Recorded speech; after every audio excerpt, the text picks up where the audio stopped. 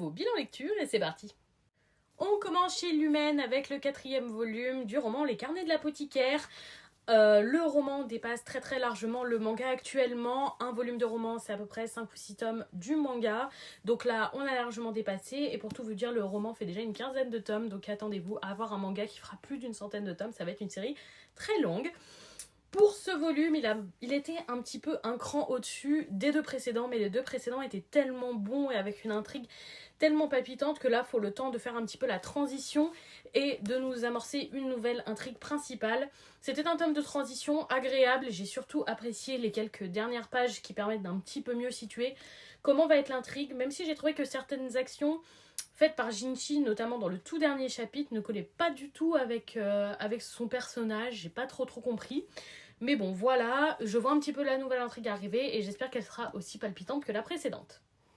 On passe chez 404 éditions avec le guide officiel de Disney Dreamlight Valley, donc comme ça un guidebook qui vous permet d'explorer la totalité du jeu et franchement ça a été une très agréable surprise pour moi. Ce guidebook regroupe donc sur le jeu de base jusqu'à la mise à jour de juin dernier donc Mulan et Mushu, donc ça va quand même très loin. Et l'intégralité du premier DLC Rift of Time, le second étant sorti ce mois-ci. Donc franchement, je trouve que c'est très complet. Même après avoir passé plus de 500 heures de jeu sur le jeu, j'ai appris certaines petites choses. Et franchement, vous avez toutes les recettes, tout savoir comment avoir les poissons, qu'est-ce que vos habitants préfèrent. Et les quêtes un petit peu plus compliquées que les autres, comme notamment les quêtes de pommes de terre de couleur. Si vous ne l'avez pas encore fait, vous savez que c'est une quête qui n'est pas évidente. Franchement, je le trouve super, il est très qualitatif, le papier est qualitatif, c'est une belle édition, l'édition reliée est super chouette, c'est un petit format pratique pour avoir à côté de sa télé quand on joue, donc franchement pour moi il n'a que des avantages. Si vous êtes débutant sur Disney Dreamlight, il vous aidera bien, et si comme moi vous êtes confirmé, déjà c'est une belle pièce de collection, et en plus franchement j'ai appris des choses.